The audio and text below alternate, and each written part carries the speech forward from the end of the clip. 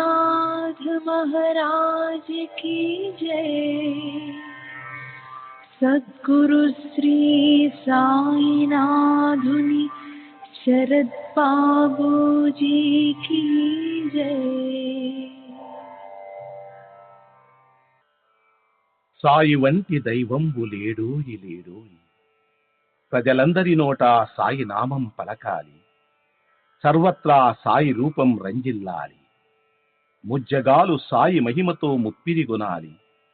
సాయి పదరవళులు మన హృదయ కుహరంలోని నిశ్శబ్ద నిషీధిలో ప్రతిధ్వనించాలి.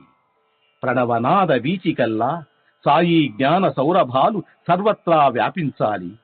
ఆ సుజ్ఞాన సౌరభాల ఆస్వాదనలో మన మనసులు మత్తెక్కాలి. సాయి ప్రేమామృత ధారలు అంతటా నిరంతరం వర్షించాలి.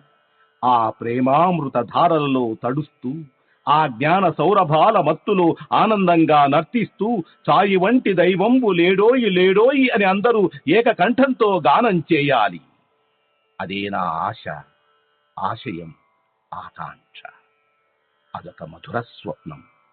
ఆ స్వప్న సాఫల్యం కోసం శ్రీ సాయినాథుని అనన్య ప్రేమతో, ఆర్ద్రతతో ప్రార్థించటమే మనం చేయగలిగింది, చేయవలసింది. శ్రీ బాబూజీ.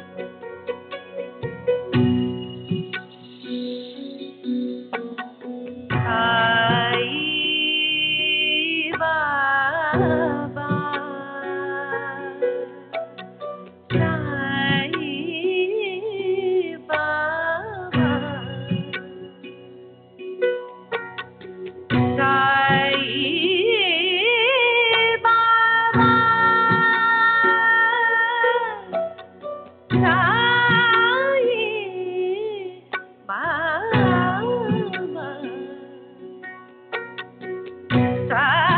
సాయి బాబా సాయి బాబా సాయి బాబా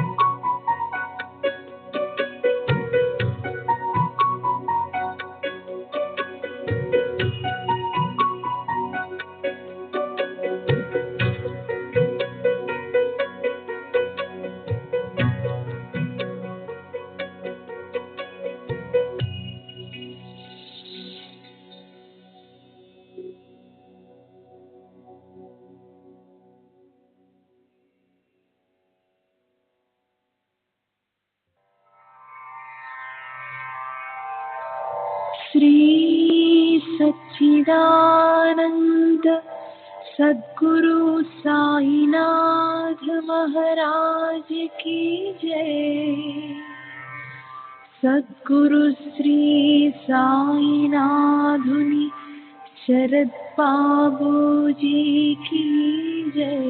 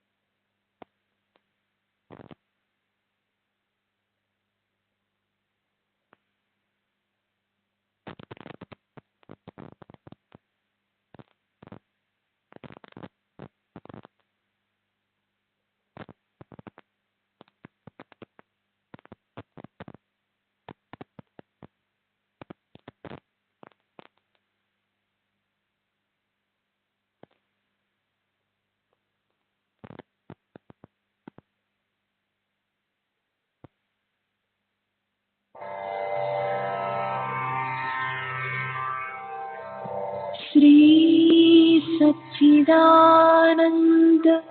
सद्गुरु साईनाथ महाराज की जय।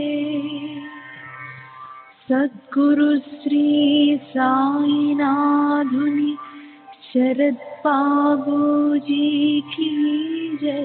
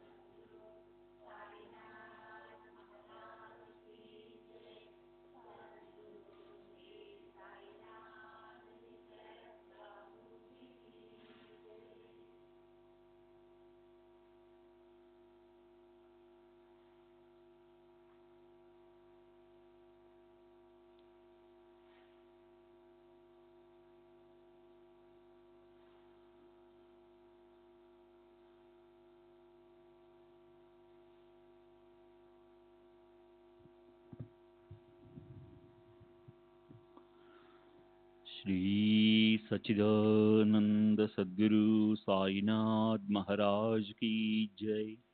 सद्गुरु श्री साईनाथ निशरद बाबू जी की जय। శ్రీ సాయినాథాయ నమః. శ్రీ సాయి సచ్చరిత్రము 20వ అధ్యాయం. ఓం నమో గురువర. అనుగ్రహ వచనాలనే ముత్యాలను కలిగిన మానస సరోవర, మీ చరణాల వద్ద అనన్య భక్తులు హంసల వలె ఆశ్రయించి ఉన్నారు. మహా ఉదారులైన మీరు మిమ్మల్ని ఆశ్రయించిన వారికి మీ అనుగ్రహమనే ముత్యాలను ప్రసాదించి వారికి ఆత్మస్వరూపంలో విశ్రాంతిని కలిగించి వారి జనన మరణాల రాకపోకలను తొలగిస్తారు. సాయి సిద్ధుని ఆశ్రమం ఎంత గొప్పది! దర్శనంతో ప్రపంచంలోని కష్టాలను పోగొడుతుంది. దాని పరిసరాలలో ఉన్నవారి భవభ్రమలను అశాంతిని పారిపోయేలా చేస్తుంది. సాయి అసలు నిరాకారమే అయినా భక్తుల కొరకు సాకార రూపాన్ని ధరించారు. మాయానటి రూపాన్ని గ్రహించి నటుని వలె లీలలను ప్రదర్శించారు. అటువంటి సాయిని ఒక్క క్షణం ధ్యానించి షిరిడీకి వెళ్ళి అక్కడ మధ్యాహ్న హారతి తరువాతి కార్యక్రమాన్ని శ్రద్ధగా చూద్దాం. మధ్యాహ్న హారతి తరువాత సాయి మహారాజు మసీదు చివరకు వచ్చి అత్యంత కృపాదృష్టితో భక్తులకు విభూతిని పంచిపెడతారు. ప్రేమికులైన భక్తులు వెంటనే వారి చరణాలను ఆలింగనం చేసుకుని నిలుచుని బాబా వదనాన్ని అవలోకిస్తూ వారిపై బాబా కురిపించే విభూతిని స్వీకరిస్తారు. అలా పిడికిళ్ల నిండా విభూతిని నింపుకుంటూ భక్తుల చేతులలో పోసేవారు. తమ బొటన వ్రేలితో భక్తుల నుదుట అద్దేవారు. వారి హృదయంలో అత్యంత ప్రేమ. తమ్ముడు, భోజనానికి వెళ్ళు. అన్నా, నువ్వు కూడా వెళ్ళు. వెళ్ళి కమ్మగా తిను. మీరందరూ ఇళ్లకు వెళ్ళండి అని ఒక్కొక్కరికి చెప్పేవారు. అదంతా గతించిన వైభవం. ఇప్పుడు దానిని చూడలేకపోయినా షిరిడీలో ఆయా వేళలందు ఆయా స్థానాలలో నిశ్చలంగా ధ్యానిస్తే అది కనిపిస్తుంది. ఈ విధంగా సాయిని నకసిక పర్యంతం ధ్యానిస్తూ భక్తిగా వారికి సాష్టాంగ ప్రణామం చేసి కథను కొనసాగిస్తాను. గత అధ్యాయాంతంలో బాబా పనిపిల్ల ద్వారా వేదశృతి యొక్క అర్థాన్ని వివరించారు అని శ్రోతలకు చెప్పాను కదూ. ఈశావ్యాస్య భావార్థ బోధిని అన్న గ్రంథాన్ని దాసగను వ్రాయన ఆరంభించాడు. అందులో అతనికి సందేహం కలగగానే ఆ సంశయ నివృత్తికై షిరిడీకి వచ్చి సద్గురు చరణాల వద్దకు చేరాడు. అప్పుడు బాబా, నీవు తిరిగి వెళ్ళినప్పుడు కాకా ఇంట్లోని పనిపిల్ల నీ సంశయాన్ని నివారిస్తుంది అని చెప్పారు. ప్రస్తుతం ఆ వచనాలే కథానుసంధానం. అక్కడి నుండే మొదలు పెడదాం. శ్రోతల శ్రద్ధతో ఉంటే శ్రవణం చక్కగా జరుగుతుంది. సంస్కృత భాషా జ్ఞానం లేని వారి కోసం దాసగను ఈశావాస్యోపనిషత్తు అర్థాన్ని మరాఠీ భాషలో ఓవి ఛందస్సులో ప్రతి పదార్థంతో స్పష్టంగా వివరించాలని, ఈశావాస్య భావార్థ బోధినిని ప్రాకృత భాషలో సుగమంగా రచించాలన్న సంకల్పంతో ప్రారంభించాడు. కఠినమైన గూఢార్థాలతో ఉన్న ఈ ఉపనిషత్తులోని పదాలను చక్కగా అనువదించగలిగాడు. కానీ పదాలలో అంతర్గతంగా ఉన్న జ్ఞానం బోధపడకపోతే మనసుకు సంతృప్తి లేదు. 4 వేదాల సారమే ఉపనిషత్తుల భాండారం. హరి మరియు గురువు యొక్క అనుగ్రహం లేకుండా ఆ జ్ఞాననిధి ప్రాప్తి అత్యంత కఠినం. నేను జ్ఞానిని, నా స్వప్రయత్నంతో ఉపనిషత్తులను యథార్థంగా ఆకలింపు చేసుకుని వివరిస్తాను అని ఎవరైనా అనుకుంటే అది కల్పాంతంలో కూడా సంభవం కాదు. గురువు కృప లేకపోతే అడుగడుగునా కష్టాలు ఎదురై అంతరార్థం బోధపడదు. కానీ అదే గురువు పాదాలను ఆశ్రయించిన వారికి కించిత్తైనా శ్రమ ఉండదు. గురువు సముఖంలో గూఢార్థాలు వాటంతట అవే వెల్లడవుతాయి. ఈ ఆత్మజ్ఞాన శాస్త్రం జనన మరణాలను ఛేదించే శాస్త్రం. నిరభిమానులు, నిస్సంగులు మాత్రమే దీనిని వ్యాఖ్యానించగల సమర్థులు. అట్టి వారిని ఆశ్రయిస్తే అర్థాలు క్షణంలో బోధపడతాయి. బుద్ధి యొక్క ప్రతిబంధకం తొలగిపోయిన గూఢార్థాలు విశదమవుతాయి. ఈశావాస్యోపనిషత్తును మరాఠీ భాషలో అనువదించడంలో దాసగనుకు ఇదే కష్టం కలిగినా సాయినాథుని అనుగ్రహంతో అది తొలగిపోయింది. అతని సంస్కృత భాషా జ్ఞానం స్వల్పమే అయినప్పటికీ ఆచార్య విద్యారణ్య స్వామి మరియు సాయిబాబా పాదాలకు వందనం చేసి ఓవి రచనను మొదలుపెట్టాడు. దాసగను యొక్క పాలదార వాణికి సాయినాథుని అనుగ్రహం అనే పంచదార జోడైంది. అందులోని మాధుర్యాన్ని శ్రోతలు ఒక క్షణం స్వీకరించాలి. ఈశావాస్య భావార్థ బోధనలో అంతర్గతంగా ఉన్న మర్మాలను తెలుసుకోవాలంటే మూల గ్రంథాన్ని అధ్యయనం చేయాలి. ఈ కథను చెప్పడంలో ఉద్దేశం వేరు. ఈ కథను వినండి. తమ భక్తులు గ్రంథాలను అధ్యయనం చేస్తున్నప్పుడు బోధపడని విషయాలను సాయి మహారాజు ఏమీ మాట్లాడకుండానే ఎలా బోధించేవారో గమనించండి. ఈ కథలోని ఉద్దేశం ఇదే. దీని సారాంశాన్ని శ్రోతలకు విదితం చేయాలని నా కోరిక. మరి శ్రద్ధగా వింటారు కదూ. దాసగను చందోబద్ధంగా ఓవిలలో ఈశావాస్యోపనిషత్తుకు టీకా వ్రాశాడు. విద్వజ్జనులు దానిని ఆమోదించి అతన్ని గౌరవించారు. అతని మనోభిష్టం నెరవేరింది. కానీ అతనికి ఒక సందేహం ఉండిపోయింది. దానిని అతడు పండితుల ఎదుట ఉంచాడు. ఘనంగా విస్తారమైన చర్చలు జరిగాయి. కానీ దానిని ఎవరూ సంతృప్తికరంగా తీర్చలేకపోయారు. ఇందులో ఏదో కారణంగా దాసగణుకు షిర్డీ వెళ్లడం తటస్థించి అతని సంశయ నివారణ సహజంగా జరిగింది. దాసగను సాయి దర్శనానికి మసీదుకి వెళ్లి శ్రీవారి చరణాలపై మస్తకాన్ని నుంచి సాష్టాంగ నమస్కారం చేసి సంతుష్టుడయ్యాడు. సత్పురుషుల అనుగ్రహం, అవలోకనం, వారి నోటి నుండి వెలువడే మధుర వచనాలు, వారి మందహాస వదనం భక్తులకు శుభప్రదం. సత్పురుషుని దర్శన మాత్రంతో సకల దోషాలు క్షాళనమవుతాయి. అట్టివారి సన్నిధానంలో ఎల్లప్పుడూ ఉండగలిగిన వారి పుణ్యాన్ని ఎంతని వర్ణించగలను? ఏం గణు, ఎక్కడి నుండి రాక? అంతా కుశలమేనా? మనసు ప్రసన్నంగానే ఉంది కదా అని బాబా దాసుగణుని ప్రశ్నించారు. మీ అనుగ్రహ ఛత్రం ఉండగా నేను ఎందుకోసం దుఃఖించాలి? బాగా ఆనందంగా ఉన్నానని జవాబిచ్చాడు. మీకంతా తెలుసు, అయినా లోకాచారంగా అడుగుతున్నారు. మీరు క్షేమ సమాచారాలను ఎందుకు అడుగుతున్నది నాకు తెలుసు. ఒక కార్యాన్ని నాతో స్వయం ఆరంభింపజేసి అది రంగు రూపాలతో ఒక దశకు వచ్చాక మధ్యలో దానిని ఎవరు పరిష్కరించలేని సమస్యను తెచ్చిపెడతారు. ఒక దశకు వచ్చాక మధ్యలో దానిని ఎవరు పరిష్కరించలేని సమస్యను తెచ్చి పెడతారు అని చెప్పాడు. అలా ఇద్దరు పరస్పరం ముచ్చటించుకుంటుండగా దాసగడు బాబా చరణ సంవాహన చేస్తూ ఈశావాస్య భావార్థ బోధిని గురించి అడిగాడు. బాబా, ఈశావాస్య భావార్థ బోధిని రచిస్తుంటే నా మనసులో ఏవో సందేహాలు కలిగి కలం ఆగిపోయింది. వానిని విడమర్చి చెప్పండి అని జరిగిందంతా బాబా చరణాల వద్ద మొరపెట్టుకుని తన సంశయాలను తీర్చడం కష్టమని తెలియజేశాడు. సాయినాథ, ఈశావాస్య ఉపనిషత్ కథ రాయటంలో నా గ్రంథ పరిశ్రమ వృధాయే అని మీకు బాగా తెలుసు. నా సందేహం తిరగబోతే గ్రంథం సరిగ్గా అర్థం కాదు అని విన్నవించుకోగా సాయి మహారాజు అతనిని ఆశీర్వదించి, నీవు నిశ్చింతగా ఉండు, ఇందులో కఠినమైనది ఏముంది? నీవు ఎక్కడి నుంచి వచ్చావో అక్కడికి మరలా వెళ్ళినప్పుడు కాకా పని మనిషి నీ సందేహాన్ని తీరుస్తుంది అని చెప్పారు. కాకా అంటే బావు సాహెబ్ దీక్షిత్, బాబాకు ప్రేమమయ భక్తుడు. కాయావాచ మనస ఎల్లప్పుడూ గురుసేవలో ఉండేవాడు.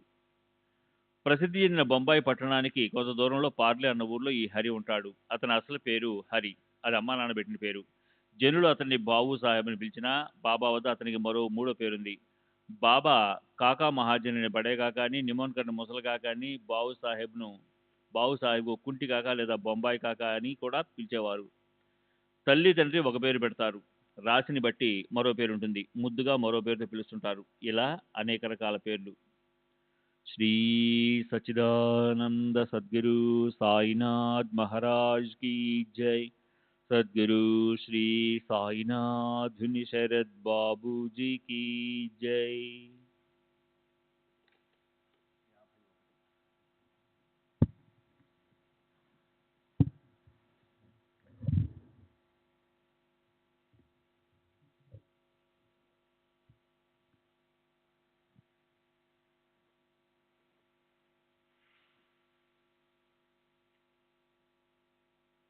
సాయి మహారాజు విచిత్రమైన పేర్లు పెట్టేవారు. ఆ పేర్లతోనే ఎప్పుడూ వారు చలామణి అయ్యేవారు. వానిని భక్తులు ప్రేమగా బిరుదుల వలె తలచేవారు. ఒకసారి భిక్షు, ఒక్కోసారి కాకా అంటూ బాబా వేసిన ముద్రతోని దీక్షిత్తు షిరిడీలో కాకా అని ప్రసిద్ధుడయ్యాడు. కాకా పని మనిషి సంశయాన్ని ఎలా తీర్చగలదా అని దాసగణకు మరి అందరికీ కూడా ఆశ్చర్యం కలిగింది. పని మనిషే కదా, ఆమెకు అంత శాస్త్రజ్ఞానం ఉంటుందా? ఏమింత, ఇదంతా విచిత్రంగా ఉంది. వేదశృతి యొక్క ఉత్పత్తి జ్ఞానం ఎక్కడా? పనిపిల్ల జ్ఞానం ఎక్కడా? సాయి మహారాజు పరిహాసం చేశారని జనులు అనుకున్నారు. బాబా కేవలం వినోదానికే అలా అన్నారని అందరికీ అనిపించింది. కానీ బాబా వినోదంగా చెప్పినా అది సత్యమే అవుతుందని దాస్గణ్కు అనిపించింది. బాబా అన్న మాటలు విని అవి ఊరికే పైకి అన్నవి అని అందరికీ అనిపించింది. కానీ దాస్గణ్కు అది సత్యం అని తెలుసు. వారి మాటల్లో ఏ లీల ఉందో చూడాలని భక్తులు ఆదురపడ్డారు. అది వినోదానికి పలికిన వాణి కావచ్చు, కాకను పోవచ్చు, కానీ అది ఏ కారణం లేకుండా ఎన్నటికీ ఉండదు. బాబా పలికిన ఒక్కొక్క అక్షరము లోను అర్థం అనే నిధి ఉంటుంది. వారు తమ నోటితో చెప్పినవి ఏమైనా అవి ఒట్టి మాటలు కావు. అవి బ్రహ్మలిఖితాలు.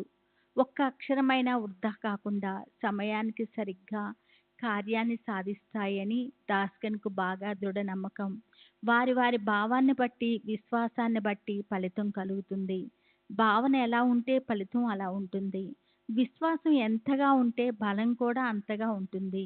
అంతఃకరణ ఎంత ప్రేమమయంగా ఉంటే వారి జ్ఞానం కూడా అంత నిర్మలంగా ఉంటుంది. బాబా జ్ఞానులకు శిరోమణి. వారి వాణి అసత్యం కాదు. వారు తమ భక్తుల కోరికలను నెరవేరుస్తారని ప్రతిజ్ఞ పూనారు. గురువచనాలు అసత్యం కావు. ఈ కథను బాగా మనసు పెట్టి వినండి. భవభయ బాధలన్నీ హరించుకుని పోయి సాధనా మార్గంలో ప్రవేశిస్తారు. దాస్కను పార్లేకి చేరుకొని కాకాసాహెబ్ దీక్షిత్ ఇంటికి వెళ్ళాడు. కాకా యొక్క పని మనిషి తన కార్యంలో ఎలా సహకరిస్తుందో చూడాలని అతనికి ఉత్సుకతగా ఉంది. మర్నాడు ఉదయం దాస్కను ఇంకా సేపైన సుఖమైన నిద్రతో ఆనందంతో ఉండగా ఒక విశేషం జరిగింది. ఎవరో ఒక రైతు బిడ్డ మంజుల స్వరంతో గానం చేస్తూ ఉంది. ఆ స్వరంలోని మాధుర్యం దాస్కనుకు హృదయంలోనికి చొచ్చుకొని పోయింది. దీర్ఘంగా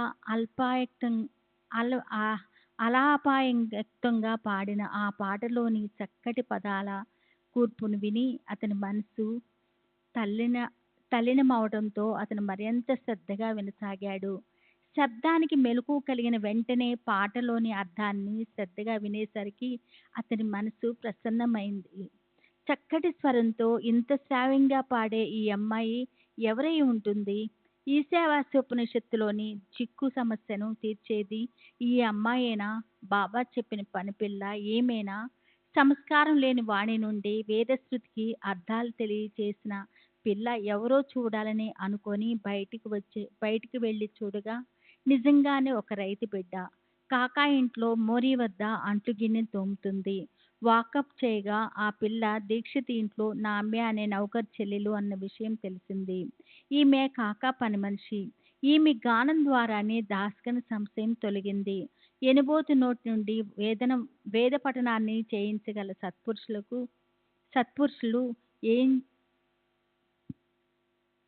సత్పురుషులు ఏం చేయలేరు. అలా ఆ పిల్ల యొక్క గానంలో దాస్కన్ మనసుకి తృప్తి కలిగింది. బాబా పరిహాసంలోనూ మహిమ అందరికీ తెలిసి వచ్చింది. దాస్గన్ కాకా ఇంట్లో పూజ గదిలో దేవుని పూజకు కూర్చుని ఉండగా ఈ పాటను విన్నాడని కొందరంటారు. ఏమైనా కానీ తాత్పర్యం ఒకటే. సాయి మహారాజు తమ భక్తులను అనేక మిషన్లతో ఎలాంటి శిక్షణ ఇచ్చేవారో అవలోకించండి. మీ ప్రదేశాల్లో కూర్చొని నన్ను అడగండి. ఊరికే అరణ్యాలలోనో లేక ఎక్కడెక్కడో వ్యర్థంగా తిరగటం ఎందుకు? మీ జిజ్ఞాసను నేను తీర్చుతాను. నాపై విశ్వాసం ఉంచండి. నేను అన్ని ప్రదేశాల్లో వ్యాపించి ఉన్నాను. నేను లేని ఖాళీ చోటు లేదు. భక్తుల భావాన్ని అనుసరించి ఎక్కడైనా సరే ఎలా అయినా ప్రకటమవుతాను అని చెప్పేవారు. 8 ఏళ్ల వయసు గల పనిపిల్ల చిరిగిపోయిన గుడ్డ మొక్కను నడుముకు చుట్టుకుంది. అయినా నారింజ రంగు చీర అందాన్ని వర్ణిస్తూ చక్కని స్వరంతో పాట పాడసాగింది. ఆ జరీ చీర ఎంత గొప్పగా ఉంది! చీర అంచు ఎంత అందంగా ఉంది! దాని కొంగు ఎంత ఆకర్షణీయంగా ఉంది అని పాడటంలో ఆ పిల్ల లీనమైపోయింది. కడుపు నిండా తినడానికి తిండి లేదు. ఒంటి నిండా కప్పుకోవటానికి పాత బట్ట కూడా లేదు.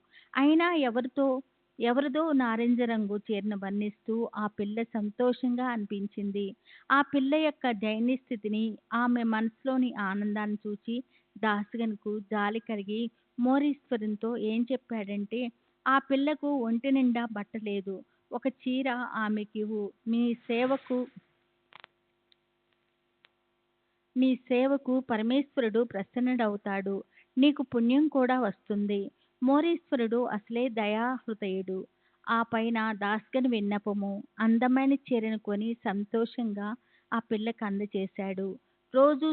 రోజు సద్యాన్నం తినే వారికి పంచభాక్షాలు లభించినట్లుగా ఆ చీరను చూచి ఆ పిల్ల చాలా సంతోషించింది. మర్నాడు ఆ చీరను కట్టుకొని గిరగిరా తిరుగుతూ ఆనందంగా ఆడుకుంది. ఆమె ఇతర పిల్లల కంటే గొప్పగా కనిపించింది. ఆ చీరపై ఎంత ప్రేమ! ఆమె మర్నాడు కొత్త చీరను దాచుకొని మునుపటి వలె చింకి గుడ్డను చుట్టుకుంది. అయినా అసంతృప్తి అనిపించలేదు. కొత్త చీర కట్టుకోలేదు. అయినా భావన మారటం వల్ల మునుపటి ఆమె దైన్య స్థితి తొలగిపోయినట్లు దాస్కన్‌కి అనిపించింది. ఆ పిల్ల కొత్త చీరను ఇంట్లో దాచుకొని చింకి గుడ్డను పట్టుకొని వచ్చినా ఆమె మనసులో కొత్త చీర కట్టుకోలేదన్న బాధ లేదు, లోటు లేదు. పేదరికం వల్ల పాత బట్టలు కట్టుకున్నా బాగా ఉన్నప్పుడు కూడా అట్లే చేయటం దీనిని పేదరికం గౌరవంగా తిరగటం అని అంటారు. మనసులోని భావాన్ని బట్టి సుఖదుఖాలు. దాస్కన్ యొక్క సమస్య ఈ విధంగా తీరగా అతనికి ఈశావాస్యోపనిషత్తు యొక్క సారాంశం తెలిసి దాని అర్థం వెంటనే బోధపడింది. ఈ బ్రహ్మాండమంతా పరమేశ్వరునిదే. పరమేశ్వరునిచే వ్యాపించబడి ఉన్నప్పుడు మరి అతడు లేని ఖాళీ స్థలం ఉన్నది అని ఎవరనుకుంటారు? పరబ్రహ్మ పూర్ణము. ఈ జగత్తు కూడా పూర్ణము. పూర్ణ బ్రహ్మ, బ్రహ్మ నుండి పూర్ణ జగత్ ఉద్భవించింది. పూర్ణం నుండి పూర్ణం తీసివేస్తే పూర్ణమే మిగులుతుంది. పనిపిల్ల యొక్క పేదరికము ఈశ్వరుని అంశము. చింకి చీర కూడా ఈశ్వరుని అంశము. దాత, దానము, ధ్యేయము వీటన్నిటిలోనూ ఒకే ఈశ్వరుడు నిండి ఉన్నాడు. నేను, నాది అన్న భావాన్ని పారద్రోలి ఎప్పుడూ నిరాభిమానంగా ఉంటూ దేనిని అభిలాషించకుండా సుఖాలను త్యాగపూర్వకంగా అనుభవించాలి. ఇటువంటి బాబా యొక్క అమోఘమైన వాణి అనేకులకు అనుభవమైంది. బాబా శరీరం ఉన్నంత వరకు షిరిడీ విడిచి వెళ్లకున్నా వారు జనుల మధ్య గాని లేక నిర్జన ప్రదేశాల్లోనో ప్రకటమవుతారు. ఒకరికి మచేంద్ర కొండపైన, మరి ఒకరికి ఎక్కడో ఏదో పట్టణంలోనో, కొల్హాపూర్లోనో, చౌలాపూర్లోనో, రామేశ్వరంలోనో వారి ఇచ్ఛానుసారము ప్రకటమవుతారు. ఒకరికి పైకి కనిపించే రూపంలో, మరి ఒకరికి జాగ్రత్తావస్థలోనో స్వప్నావస్థలోనో దర్శనమిచ్చి రాత్రింబవళ్ళు భక్తుల కోరికలను తీర్చుతారు. ఇటువంటి అనుభవాలు 1, 2 కావు, ఎన్నని వర్ణించను. వారు నివసించేది షిరిడీలోనే అయినా వారు ఎవరికీ తెలియకుండా ఎక్కడికైనా వెళ్ళగలరు. ఈ పిల్ల ఎవరి బిడ్డ? పేదరికంలో ఉన్న పని మనిషి. ఆమె నోటి నుండి సహజంగా నారింజ రంగు చీరపై గానం వచ్చింది. ఏదో సందేహం కలిగి బాబాను ప్రశ్నించటము, ఆ సందేహాన్ని కాకా ఇంట్లోనే పని మనిషి తీర్చటము. ఇదంతా మాయా రచన కాదు. కాకా ఇంట్లో ఒక పని మనిషి ఉంటుందని, ఆమె భవిష్యత్తులో పాట పాడి శృతి అర్థాన్ని బోధిస్తుందని బాబాకు ముందుగానే ఎలా తెలుసు? కానీ అలా జరిగింది మాత్రం వాస్తవం. దాస్కన్కు ఆశ్చర్యం కలిగింది. అతని సందేహం తీరి ఈశావాస్యోపనిషత్తు బాగా బోధపడింది. అసలు ఈ గొడవంతా ఎందుకు? బాబా స్వయంగా తమ నోటితో ఆ సందేహాన్ని అక్కడే తీర్చేయవచ్చు కదా అని శ్రోతలు సందేహం కలుగుతుంది. నిజమే, అలా అక్కడే చేయవచ్చు. కానీ ఈశావాస్యోపనిషత్తులోని మహిమను ఎలా తెలుసుకుంటారు? పరమేశ్వరుడు ఆ పిల్లలో కూడా వ్యాపించి ఉన్నాడని బాబా తెలియజేశారు. ఉపనిషత్తులన్నిటిలో ధ్యేయము ఆత్మ యొక్క యథార్థ జ్ఞానాన్ని నిరూపించడము. ఇదే మోక్ష ప్రాప్తి కొరకు పాటించాల్సిన నియమాల వివరణ. గీతార్థ ప్రవచనం కూడా ఇదే. శ్రీ సచ్చిదానంద సద్గురు సాయినాథ్ మహారాజ్ కీ జై. సద్గురు శ్రీ సాయినాథ్ శరద్ బాబూజీ కీ జై.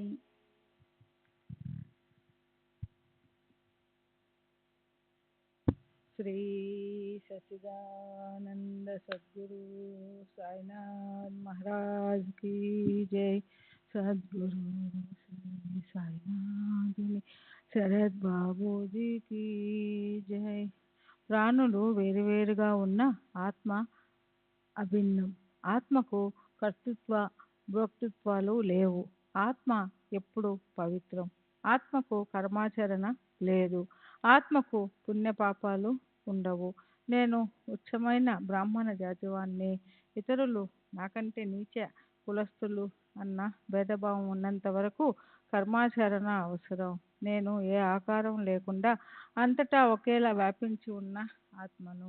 నాకంటే వేరే ఎవరూ లేరు. అన్నిటిలో నేనే వ్యాపించి ఉన్నాను అని తెలుసుకోవడం ఆత్మ జ్ఞానం.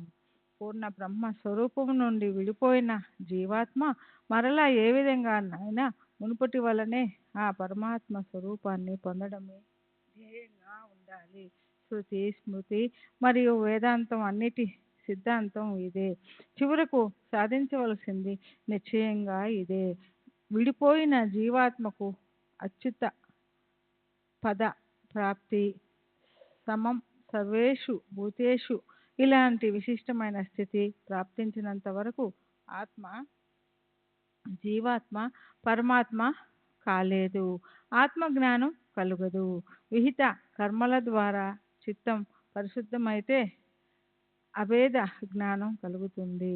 శోక మోహాదులు తొలగి ఆత్మజ్ఞానం ప్రకటమవుతుంది. ముల్లోకాల్లోని చరాచరాలన్నిటిలో వ్యాపించి ఉన్న పరమేశ్వరుడు నిష్క్రియ నిష్కల పరాత్పరుడు, అశరీరుడు, ఎప్పుడూ ఉండే ఆత్మ.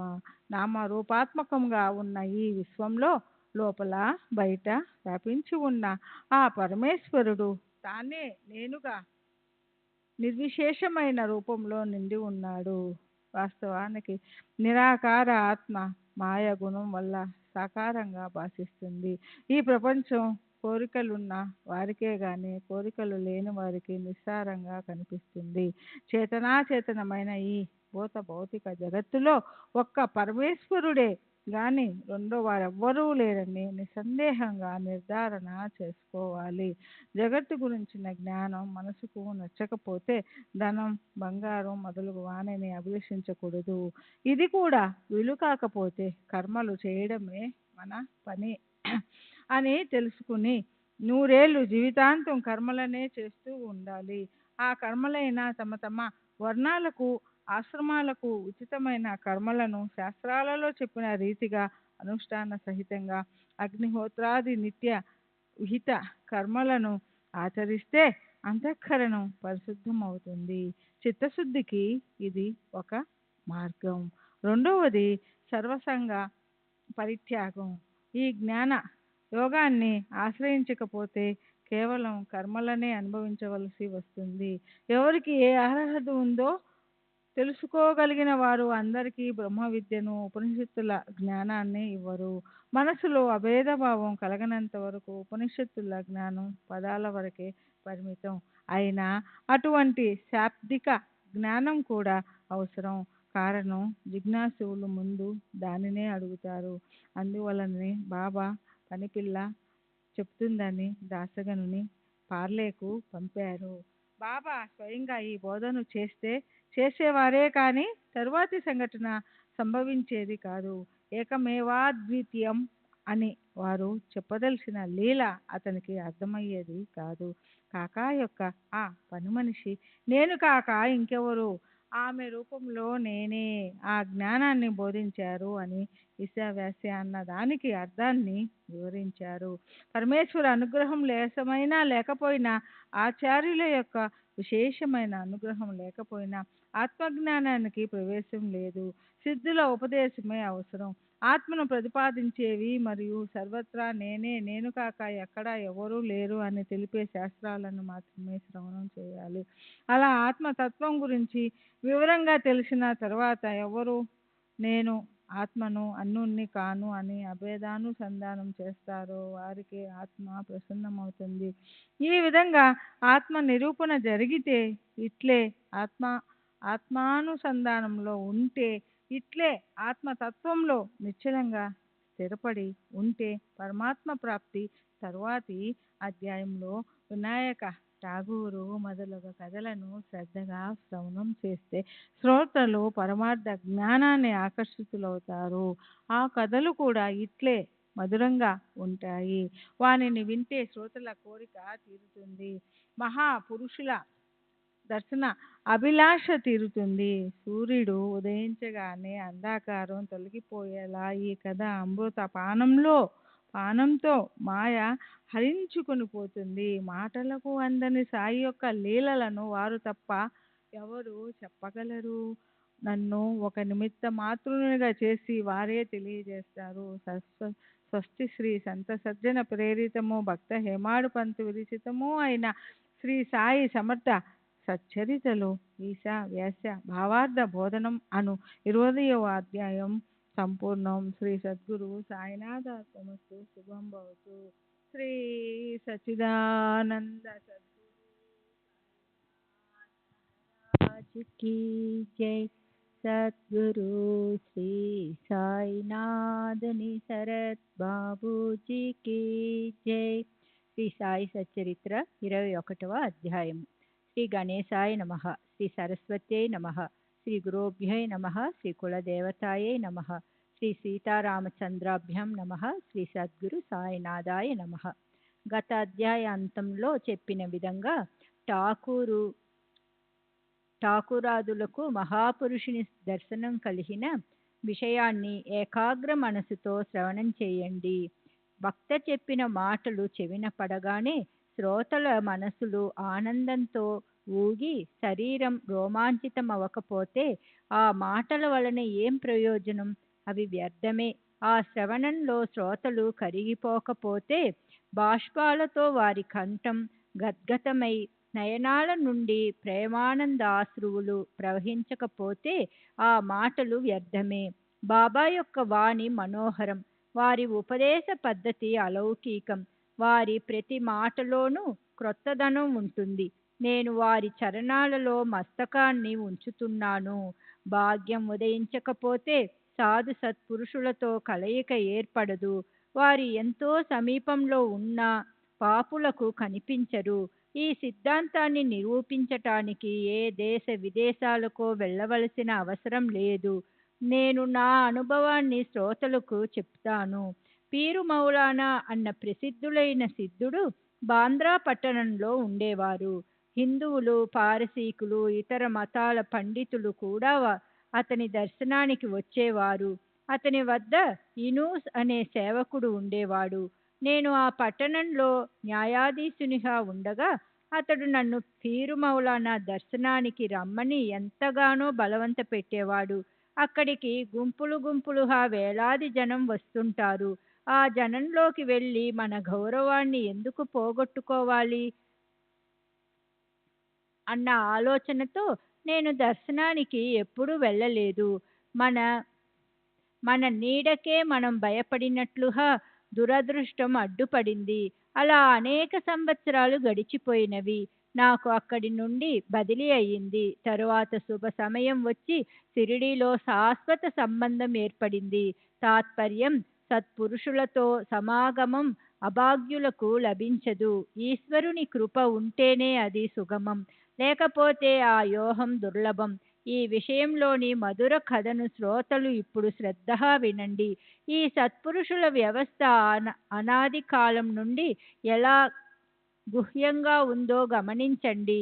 వారు సమయానుకూలంగా, అవసరాలకు అనుగుణంగా వారికి నచ్చిన ప్రదేశాలలో తమ కార్యాలను సాధించుకోవటానికి అవతరిస్తారు. వారు పరస్పరం అభిన్నులు. దేశం, కాలం, వస్తువు వేరుగా ఉన్న ఒకరి మనోగతాలను మరొకరు సంపూర్ణంగా తెలుసుకుంటారు. అలా లోపల వారంతా ఒక్కటే.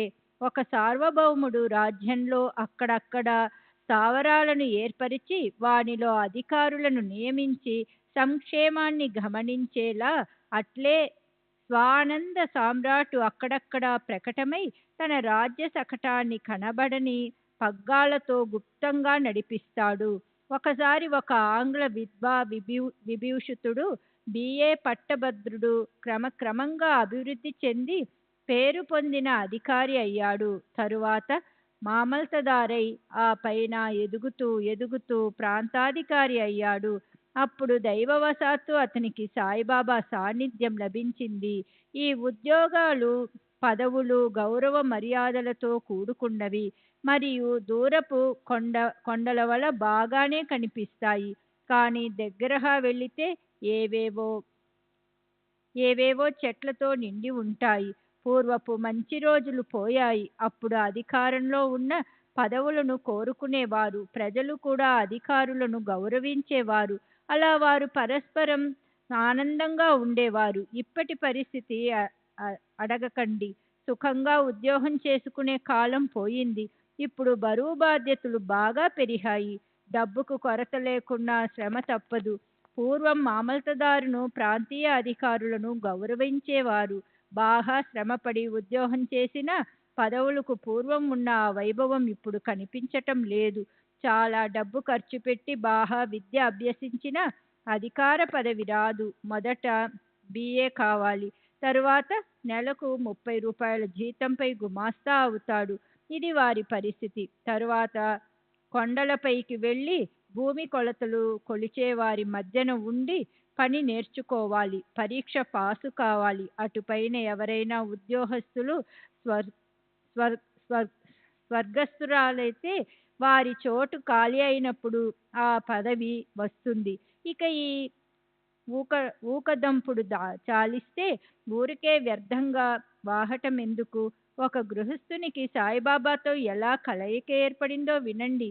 బెలగాం వద్ద వడగాం అనే గ్రామానికి సర్వేయర్లు వచ్చి మకాం చేశారు. ఆ గ్రామంలో ఉన్న ఒక మహాత్ముని దర్శనానికి వెళ్ళి అతని చరణాలపై శిరస్సు నుంచి అతని ఆశీర్వాదాన్ని అనుగ్రహాన్ని పొందారు. ఆ మహాత్ముని చేతిలో నిశ్చలదాసు రచించిన విచారసాహర్ అనే గ్రంథం ఉంది. అప్పుడు అతడు దానిని చదువుతున్నాడు. కొంత సమయం అయ్యాక సర్వేయరు వెళ్తానని చెప్పి బయలుదేరుతుండగా ఆ సాధువు సంతోషంతో ఆ గృహస్థునితో ఏం చెప్పాడో వినండి. సరే, ఇప్పుడు వెళ్ళు, కానీ ఈ గ్రంథాన్ని పఠించు. దానితో నీ మనోభీష్టం తీరుతుంది. బాగా గుర్తుంచుకో. నీవు తరువాత నీ పని మీద ఉత్తర దిశగా వెళ్ళినప్పుడు నీ మహాభాగ్యం వలన దారిలో ఒక మహాపురుషుని దర్శనం కలుగుతుంది. తరువాతి మార్గాన్ని నీకు వారు చూపిస్తారు. నీ మనసుకు స్థిరత్వాన్ని కలిగిస్తారు. నీకు ఉపదేశం చేసి ఆత్మ జ్ఞానాన్ని కలిగిస్తారు అని చెప్పారు. ఆ గృహస్థునికి అక్కడి పని ముగిసి అక్కడి నుండి జున్నూరుకు బదిలీ అయింది. నానేఘాట్ అను కొండను ఎక్కవలసిన కష్టం ఎదురైంది. అక్కడి దారి అత్యంత కఠినమైనది. ఎనుబోతుపైన కొండ ఎక్కాలి. ఎనుబోతు ఒక్కటే అక్కడి వాహనం కనుక ఎక్కడానికి దానినే తీసుకొచ్చారు. పెద్ద అధికారి అయితే గుర్రపు బండో లేక మోటారో దొరుకుతుంది. కానీ అప్పుడు అతనికి ఎనుబోతుతో తన అవసరం తీర్చుకోవలసి వచ్చింది. నడకతో కొండ ఎక్కడం అశక్యం. ఎనుబోతు తప్ప వేరే సదుపాయం లేదు. అదే నానేఘాట్ కొండ ఎక్కే అపూర్వ వాహనం యొక్క ప్రత్యేకత. అప్పుడు ఆ గృహస్థు ఆలోచించి ఎనుబోతు పైన జీను వేసి దానిని తయారు చేసుకుని దానిపై శ్రమపడుతూ కూర్చున్నాడు. సవారి బాగానే ఉన్నా ఎనుబోతు వంటి అపూర్వమైన వాహనంపై కొండ ఎక్కటం, ఎగుడు దిగుడు నేల మూలాన కుదుపులకు వెన్నునొప్పి వచ్చింది. ఆ ప్రయాణం ఎలాగో సాగింది. జున్నూరులోని కార్యక్రమం పూర్తి అయింది. అక్కడి నుండి బదిలీ అయి మకాం మారింది. అతనికి కళ్యాణ్కు బదిలీ అయి నానా చాందోర్కర్ కలుసుకోవడం సంభవించింది. సాయినాథుని కీర్తిని విని వారిని దర్శించుకోవాలనని బుద్ధి పుట్టింది. ఆ మరునాడే శుభ సమయం వచ్చింది. నానా చాందోర్కర్ షిరిడీ యాత్ర ప్రయాణానికి సిద్ధమై, నా వెంట నువ్వు కూడా యాత్రకు రా, ఉభయులం వెళ్ళి బాబా దర్శనం చేసుకుని వారికి ప్రణమిల్లి అక్కడ 1-2 రోజులుండి తిరిగి కళ్యాణ్కు వచ్చేద్దామని చెప్పాడు. కానీ ఆ రోజు టానా పట్టణంలో సివిల్ కోర్టులో ఒక కేసును అతను హాజరు కావలసి ఉండి చాందోర్కర్ వెంట వెళ్ళలేకపోయాడు. కేసు విషయం సమర్థులైన సాయిబాబా చూసుకుంటారు. వారి దర్శనం చేసుకోవాలన్న నీ కోరిక తీరుతుంది అని నానా బలవంత పెట్టాడు. కానీ అతనికి అది నచ్చుద్దా? కేసు తారీఖు తప్పిపోతుందని అతని భయం. నొసట వ్రాసినది తప్పుతుందా? నానా చాందోర్కర్ అతనికి పూర్వపు అనుభవాలను తెలియజేసి సాయి దర్బారు కాంక్ష మనసులో ఉంటే విఘ్నాలు ప్రక్కకు తొలగిపోతాయని చెప్పాడు. కానీ అతనికి విశ్వాసం కలగలేదు. అతని స్వభావానికి నానా ఏం చెయ్యగలడు? కేసు విషయం ముందు తెలుసుకుని ఆ బాధను వదిలించుకోవాలి. అతడు టానాకు వెళ్ళాడు. చాందోర్కర్ షిరిడీకి బయలుదేరి బాబా దర్శనం చేసుకుని వెనకకు తిరిగి వచ్చేశాడు. ఇక్కడ టానాలో జరిగిన వింత. సమయానికి సరిగ్గా ఆ వ్యక్తి కోర్టుకు హాజరు అయిన కేసు మరో తేదీకి వాయిదా పడింది. చాందోర్కర్తో వెళ్లే అవకాశం కూడా పోయింది. మనసులో చాలా బాధపడ్డాడు. చాందోర్కర్ మాటలను విశ్వసిస్తే బాగుండేది. అతడు తన వెంట షిరిడీ తీసుకుని వెళ్ళేవాడు. సాయి దర్శనం చేసుకుని షిరిడీలో ప్రశాంతంగా ఉండేవాణ్ణి. దావా వాయిదా పడింది. సాధు సమాగమం కూడా పోయింది అని తలచి తక్షణం షిరిడీ వెళ్ళటానికి నిశ్చయించుకున్నాడు. షిరిడీకి వెళ్ళాక నానా నాకు అక్కడ కలుస్తాడో లేదో, అతడైతేనే సాయినాథునికి నా గురించి తెలియజేస్తాడు. అలా అయితే మనసుకు ఆనందం కలుగుతుంది. షిరిడీలో నాకు పరిచితులు ఎవ్వరూ లేరు.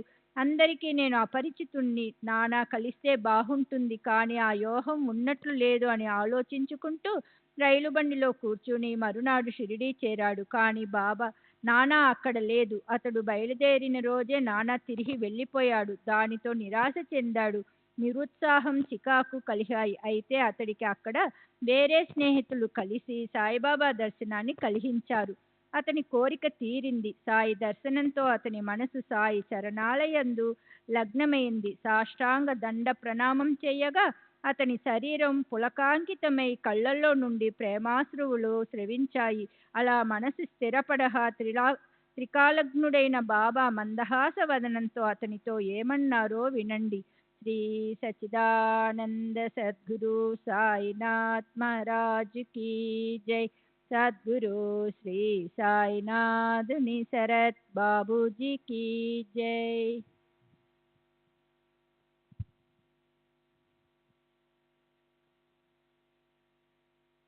శ్రీ సచిదానంద సద్గురు సాయినాథ్ మహారాజ్ కీ జై.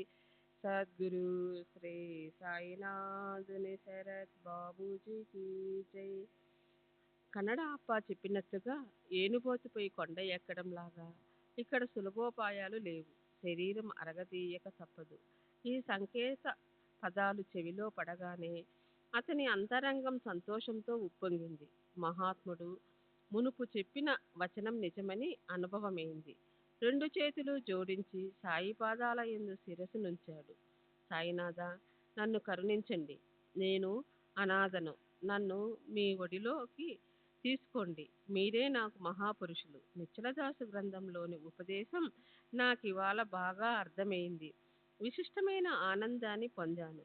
ఎక్కడి బడగాం, ఎక్కడి సిరిడి, ఇటువంటి సత్పురుషులైన మహానుభావుల జంట వారి ఉపదేశాలు క్లుప్తమైన భాషలో ఉన్నా ఎంత స్పష్టంగా ఉన్నాయి. ఈ గ్రంథాన్ని చదువు. ఒక మహాపురుషుని కలుసుకున్నప్పుడు వారు నీకు తరువాతి కర్తవ్యాన్ని ఉపదేశిస్తారు అని ఒకరు చెప్పారు. అదృష్టవశాత్తు ఆ మహాపురుషుణ్ణి కలుసుకున్నాను. ఆయనే తనని ఒకరు చెప్పినట్లు పఠించాను. ఇక రెండవ వారు చెప్పినట్లు ఆచరించాలి. అతనితో సాయిబాబా, అప్పా చెప్పినది యథార్థం, కానీ దానిని ఆచరించినప్పుడు నీ మనోభిష్టం పూర్తిగా తీరుతుంది అని చెప్పారు. వడగాంలో నిశ్చలదాసు రచించిన విచారసాగర్ గ్రంథాన్ని పఠించమని, ఆ గ్రంథపారాయణ తరువాత ఆచరణ గురించి చెప్పారు. ముందు గ్రంథాన్ని శ్రవణం చేసి దానిని మననం చేయాలి. మరలా మరలా పారాయణ చేస్తూ ఉంటే నిధి ధ్యాస కలుగుతుంది. చదివినంత మాత్రాన సరిపోదు. చదివిన దానిని ఆచరణలో పెట్టాలి, లేదా బోర్లించిన కుండపై నీరు గుమ్మరించినట్లవుతుంది. అనుభవ జ్ఞానం ప్రాప్తించినంత వరకు గ్రంథ పఠన వ్యర్థం. బ్రహ్మ సంపన్నులైన గురుకృప లేకుండా పుస్తక జ్ఞానం నిష్ఫలం. ఈ విషయంలో భక్తిలోని యథార్థత మరియు పురుషార్థం యొక్క ఆవశ్యకతను తెలియచేసే ఒక చిన్న కథను శ్రోతలు తమ శ్రేయస్కై వినండి. ఒకసారి అనంతరావు పాటన్కర్ అనే పూణే పట్టణ నివాసి అయిన ఒక వ్యక్తి సాయి దర్శనం కలగాలనే ఉద్దేశంతో షిరిడీకి వచ్చాడు. అతడు వేదాంతాన్ని బాగా శ్రవణం చేశాడు. ఉపనిషత్తుల గ్రంథాలను టీకాతో సమూలంగా చదివాడు. కానీ అతని మనసు ఎల్లప్పుడూ చంచలంగా ఉండి అతనికి ప్రశాంతి లేకుండా పోయింది. సాయి సమర్థుని దర్శనం చేసుకున్న పాటన్కర్ కళ్ళు తృప్తి చెందాయి. బాబా పాదాలకు అభివందనం చేసి యథాశక్తి పూజ చేశాడు. తర్వాత చేతులు జోడించి బాబా సముఖంలో కూర్చుని అనంతరావు ప్రేమగా దీనంగా అడిగాడు. నేను అనేక గ్రంథాలు చదివాను. వేదాంగాలను, ఉపనిషత్తులను అధ్యయనం చేశాను. శాస్త్రాలను, పురాణాలను శ్రవణం చేశాను. కానీ మనసుకు శాంతి లేదెందుకు? చదివినదంతా వ్యర్థమైపోయింది. నాకంటే ఏ చదువు లేని భక్తులు నయం అని ఇప్పుడు అనిపిస్తుంది. గ్రంథావలోకనం వ్యర్థమైంది. శాస్త్ర పరిశీలన వ్యర్థం. సకల పుస్తకాల జ్ఞానం మనసుకు ప్రశాంతత లేకపోతే వ్యర్థమే కదా. శాస్త్ర ఉత్పత్తిని తర్కించడంలో ఏముంది? మహావాక్యాలను మరలా మరలా పఠించడం ఎందుకు? వీనితో మనసుకు శాంతి లభించకపోతే ఇక బ్రహ్మజ్ఞానం ఎందుకు? సాయిబాబా దర్శనంతో చింత తొలగిపోతుందని, బాబా వినోదంగా ముచ్చటిస్తూ సన్మార్గాన్ని సహజంగా చూపుతారని ఆ నోటా చెప్పగా విన్నాను. అందువలన మహారాజా తపోరాశి మీ పాదాల వద్దకు చేరాను. నా మనసుకు ధైర్యం కలిగేలా నన్ను ఆశీర్వదించండి అని దీనంగా విన్నవించుకున్నాడు. అప్పుడు సాయి మహారాజు వినోదభరితమైన ఒక కథను చెప్పగా అనంతరావు తన జ్ఞానం సఫలమైనట్లు సంతృప్తి చెంది సంతృష్టుడయ్యాడు. కొన్ని మాటలతో చెప్పిన పరమార్థ సారమైన ఆ కథ చెబుతాను వినండి. వినోదమే అయినా జ్ఞానంతో కూడినది. దానిని ఎవరు అనాధారం చేస్తారు? శ్రీ సచిదానంద సద్గురు సాయినాథ్ మహారాజ్ की जय। सद्गुरु श्री साईनाथ शरद बाबू जी की जय।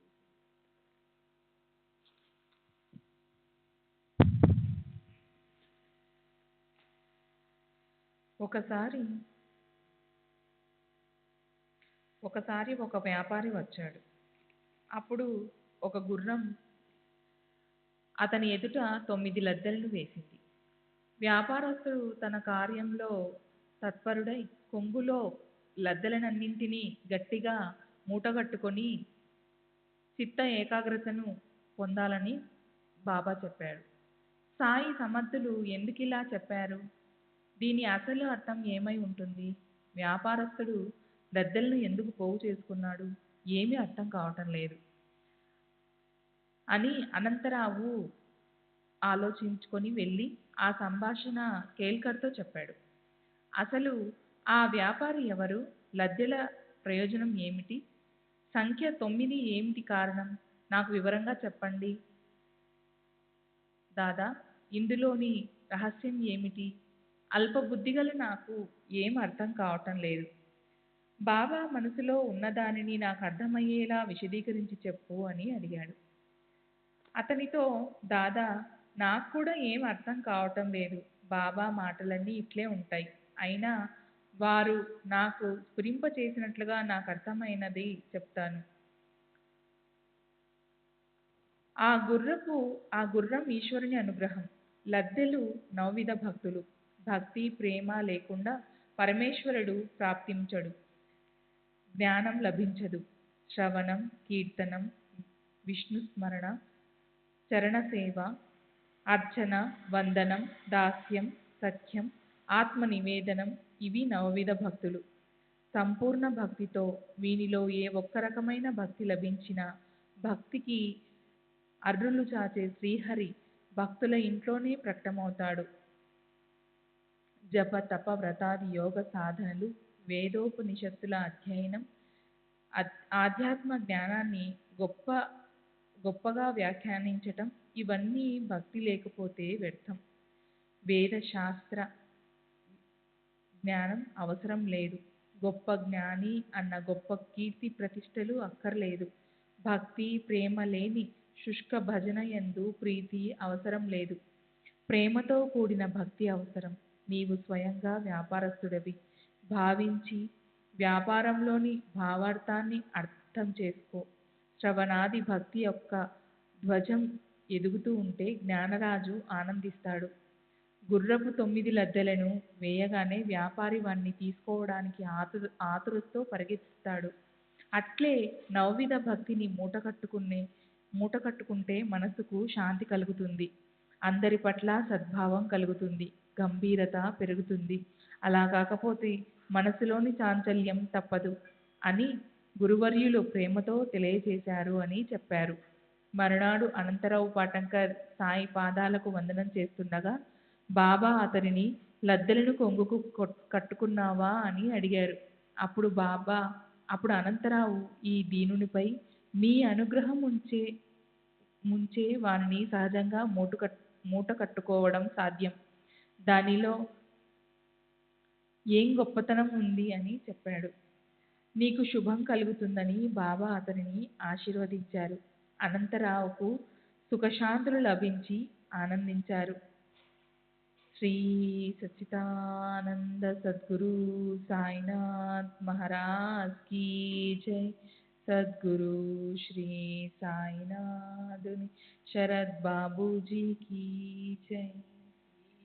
సచ్చిదానంద సద్గురు సాయినాథ్ మహారాజ్ కీ జై. సద్గురు శ్రీ సాయినాథుని శరత్ బాబుజీకి జై. ఇక మరొక చిన్న కథను శ్రోతలు శ్రద్ధగా సాధారణంగా వింటే బాబా యొక్క సర్వజ్ఞత, వారు సన్మార్గములో ప్రవేశపెట్టే విధానం తెలుస్తాయి. ఒకసారి ఒక వకీలు వచ్చి వెంటనే మసీదుకు వెళ్ళి సాయినాథుని దర్శనం చేసుకుని వారి పాదాలకు వందనం చేశాడు. తక్షణం దక్షిణను ఇచ్చి వకీలు ఒక పక్కన కూర్చున్నాడు. సాయిబాబా ఎవరితోనో సంభాషిస్తుంటే అతనికి వినాలన్న కోరిక కలిగింది. బాబా అతని కేసి చూస్తూ అతనిని ఉద్దేశించి చెప్పిన మాటలు ఆ వకీలు మనసులో గుచ్చుకొని అతనికి శాపాన్ని కలిగించాడు. జనులు ఎంత మోసగాళ్ళు, పాదాలపై పడతారు, దక్షిణ కూడా ఇస్తారు, మనసులో తిడతారు కూడా. ఎంతటి ఆశ్చర్యము! ఆ మాటలను విన్న వకీలు ఊరికే కూర్చొని ఉన్న మనసులో బాగా అర్థం చేసుకున్నాడు. బాబా మాటలోని తాత్పర్యము మనసులో బాగా నాటుకుంది. తర్వాత బసకు వెళ్ళినప్పుడు దీక్షితుతో బాబా చెప్పిన మాటలన్నీ అర్థంభరితమైనవి. నేను రాగానే నాపై చెణుకు విసిరారు. నింద హేళనతో ఎవరి మనసును బాధ పెట్టరాదని బాబా సూచించారు. మా మునసబు ఆరోగ్యం బాగలేక బాధపడుతూ శరీరం కుదుట పడాలని సెలవు మీద ఇక్కడికి వచ్చాడు. మేము వకీళ్ళు కూర్చునే గదిలో ఉండగా ఆ మునసబు గురించిన ప్రస్తావన వచ్చి అనేక రకాల పర్థం లేని చర్చ జరిగింది. సాయిని ఆశ్రయిస్తే ఔషధాలు లేకుండగానే అస్వస్థత పోతుంది. మునసబ పదవిలో ఉన్న వ్యక్తికి ఇలా ప్రవర్తించటం సబబా అని మునసబ గురించి అలా ఆడిపోసుకుంటూ సాయిని అపహాయం చేయడం జరిగింది. నేను కూడా అందులో పాల్గొన్నాను. అది అనుచితమని బాబా తెలియచేశారు. అది వారి ఆగ్రహం కాదు, వారి అనుగ్రహం. ఎవరి గురించినైనా చెడుగా వ్యర్థంగా కోసుల దూరంలో ఉన్న సాయిబాబా అందరి అంతరంగాలను తెలుసుకుంటారని అనుభవమైంది. నిజం, బాబా ఎంతటి అంతర్జ్ఞాని. మరొక విషయం నిశ్చయమైంది. పర్వతాల వంటివి ఎన్ని అడ్డం ఉన్నా వారి దృష్టికి ఏవి అడ్డు తగలవు అనే బాబా దృఢమైంది. ఎంతో రహస్యంగా ఉన్నవి కూడా వారికి తేట తెల్లం. అప్పటి నుండి వకీలు ఎవరిని నింద చేయకూడదు, ఎవరిని చెడుగా మాట్లాడకూడదని నిశ్చయించుకొని లెంపలు వేసుకున్నాడు. మనం ఎక్కడ ఏం చేస్తున్నది సాయి దృష్టిలో పడకుండా ఉండదు అన్న విషయము నిర్ధారణ అయింది. చెడు పనులు చేసే మనసు మారింది. మంచి పనులు చేయాలనే బుద్ధి జనించి ముందు వెనక సాయి ఉన్నారన్న భావం ఉంటే వారిని ఎవరు మోసగించగలరు అన్న విషయము నిర్ధారణమైంది. ఈ కథ వకీలుకు సంబంధించినదే అయినా ఇది అందరికీ జ్ఞానం కలిగించేది. వకీలుకు, వక్తకు, శ్రోతలకు, సాయి యొక్క భక్తులందరికీ కూడా ఇలాంటి జ్ఞానం కలగాలని నేను ప్రార్థిస్తాను. సాయి కృపా మేఘం వర్షించగా మనకందరికీ దాహం తీరి తృప్తి కలుగుతుంది. ఇందులో ఏమీ విశేషం లేదు. శ్రీ సచ్చిదానంద సద్గురు సాయినాథ్ మహారాజ్ की जय. సద్గురు శ్రీ సాయినాథుని శరత్ బాబుజీకి జై. सच्चिदानंद सद्गुरु साईनाथ महाराज की जय. सद्गुरु श्री साईनाथ शरद बाबू जी की जय. సాయినాథుని మహిమ అమోఘం, వారి పరమపావన కథ అగాధం. బ్రహ్మావతార మూర్తి అయిన సాయినాథుని చరిత్ర అంతం లేనిది. ఇక తరువాతి అధ్యాయంలో కథను శ్రోతలు శ్రద్ధగా వింటే మీ మనోభీష్టం తీరి మీ మనసుకు స్థిరత్వం కలుగుతుంది. భక్తులకు భవిష్యత్తులో సంభవించే కష్టాలు సాయి సమర్థునికి ముందుగానే తెలిసేవి. వారు వానిని వినోదాలతో హాస్యాలతో నవ్వుతూ ఆడుతూ నివారించేవారు. భక్త హేమాడ్ సాయి శరణుజొచ్చి ఈ కథను సమాప్తి చేస్తున్నాడు. తరువాతి కథానుసంధానం భక్తుల కష్టాలను నివారణ. సాయి దయా సాగరులు భక్తుల దుర్భర కష్టాలను ముందుగానే తెలుసుకుని సమయానికి సరిగ్గా సూచించి వానిని ఎలా తొలగిస్తారో తెలుసుకోండి. స్వస్తి శ్రీ సంత సజ్జన ప్రేరితము భక్త హేమాడ్ పంత్ విరచితము అయిన శ్రీ సాయి సమర్థ సచ్చరిత్రంలో అనుగ్రహకరణమును 20వ అధ్యాయం సంపూర్ణం. శ్రీ సద్గురు సాయినాథార్పణమస్తు. శుభం భవతు.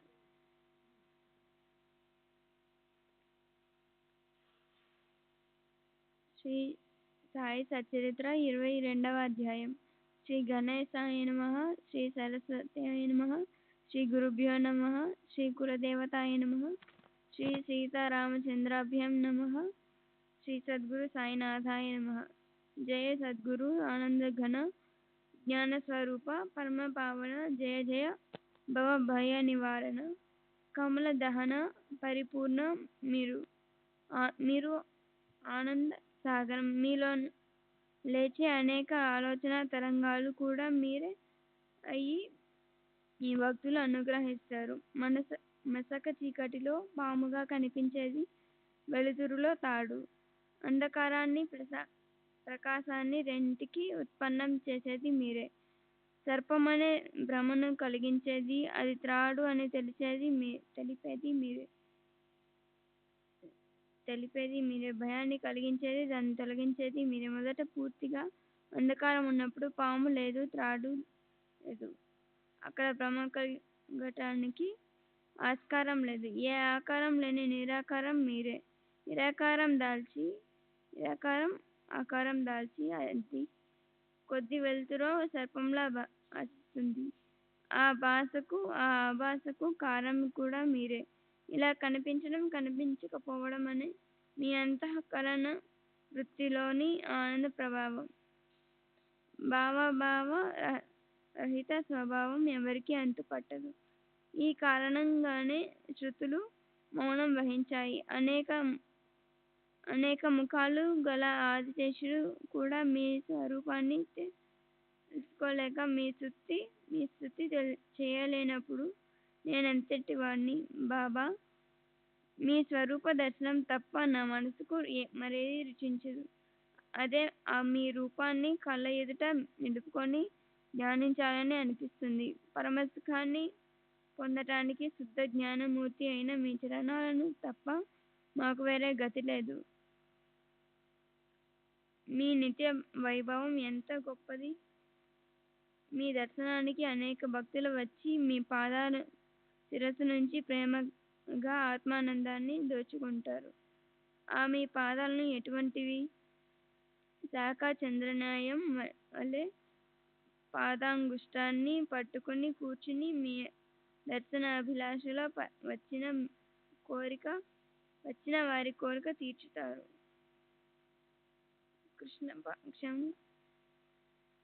కృష్ణపక్షంలో ముని అమావాస్య నాటి అంధకార రాత్రి గడిచిపోగానే చంద్రుని దర్శనం కలుగుతుందని అందరికీ సహజంగా ఆశ ఉంటుంది. కృష్ణపక్షం రాత్రి గడవగానే పైన కుడికాలు వేసుకుని కూర్చుని ఉన్నప్పుడు భక్తులు ఆ కోరికను మీ పాదాల వద్ద తీర్చుతారు. ఎడమ చేతి చూపుడు వేలు మధ్య వేలుతో మీ కుడికాలి బొటను వేలు వేసుకుని వేలును పట్టుకొని ఉన్నప్పుడు రెండు వేల మధ్యన కాలి బొటన వేలు గోరు విద్య చంద్రుని వలె ప్రకాశిస్తూ కనిపిస్తుంది. చంద్ర దర్శనానికి చాలా కుతూహలంగా ఉన్న ఆకాశాన చంద్రుని దర్శనం కాదు. అయినా తెలిసిన వారి చెట్టు యొక్క రెండు కొమ్మల మధ్య నుండి చూడాలని చెబుతారు. ఇలా రెండు కొమ్మల మధ్య నుండి చూస్తే చంద్రుని దర్శనం అవుతుంది. సన్నని గీత వలె కనిపించిన చంద్రుని దర్శన పిపాస తీరుతుంది. బొటన వేలు మధ్య మహిమ ధన్యం. బాబా స్వయం వేణి మాధవుడై గంగా యములను ప్రకటింపచేసి దాసగుని సంతోషపరిచారు. శ్రీ సచ్చిదానంద సద్గురు సాయినాథ్ మహారాజ్ की जय. सद्गुरु श्री साईनाथ शरद बाबू जी की.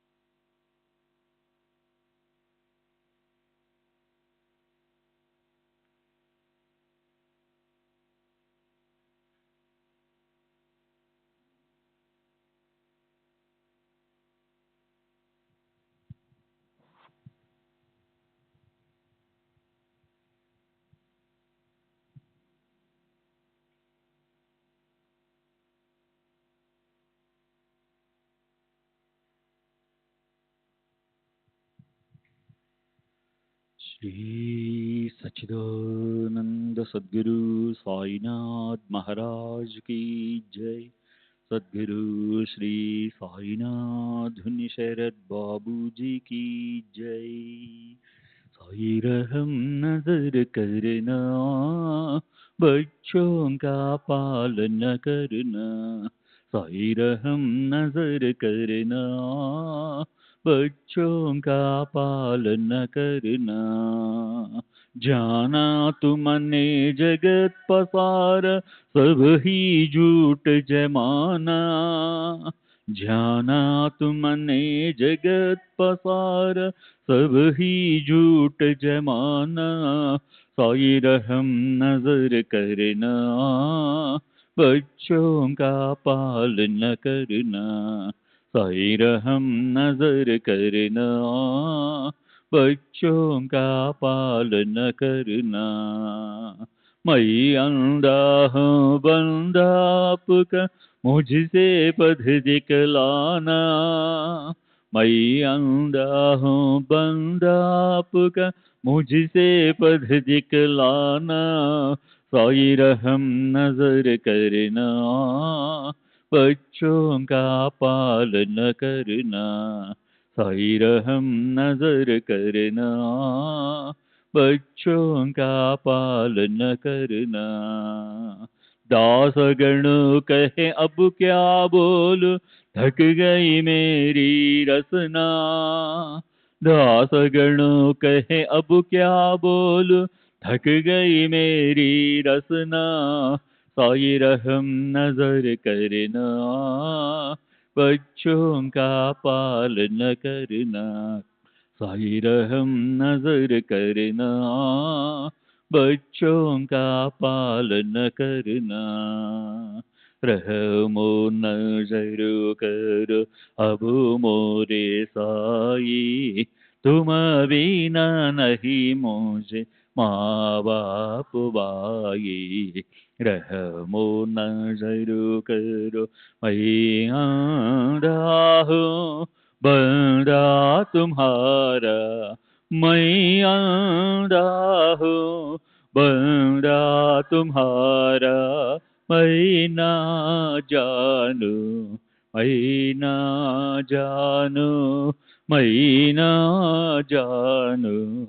अल्लाह इलाही, रहमो नजर करो, रहमो नजर करो अब मोरे साई, तुम बिना नहीं मुझे माँ बाप भाई। रहमो नजर करो, काली जमाना मैंने गमाया, काली जमाना मैंने गमाया। साथी आखिर का, साथी आखिर का, साथी आखिर का, तुम भी न कोई। रहमो नजर करो, रहमो नजर करो अब मोरे साई, तुम बिना नहीं मुझे माँ बाप भाई। रहमो नजर करो अपने मस्जिद का झाड़ू गड़ो है, अपने मस्जिद का झाड़ू गड़ो है। मालिक हमारे, मालिक हमारे, मालिक हमारे, तुम बाबा साई। रहमो नजर करो, रहमो नजर करो अब मोरे साई, तुम बिना नहीं मुझे माँ बाप भाई। रहमो नजर करो। श्री सच्चिदानंद सद्गुरु साईनाथ महाराज की जय। सद्गुरु श्री साईनाथ निशरद बाबू जी की जय।